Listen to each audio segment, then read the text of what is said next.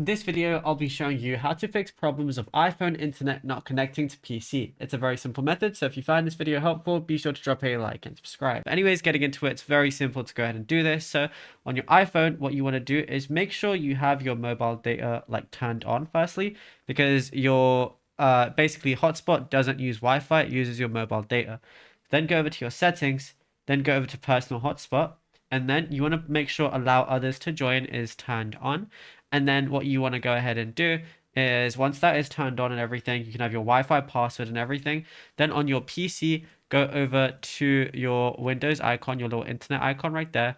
Go to Wi-Fi, make sure it's turned on, and then you basically just want to look for iPhone. So iPhone is right here for me. I want to connect, and then all I want to do is press connect right there. Now it might prompt me to, obviously use a password or anything like that. So if it does, then just go ahead and give it a password if you need it to. And as you can see, it needs a password. So mine is subscribe. So what I'm going to do is I'm going to go ahead and I'm just going to go ahead and type that in right now.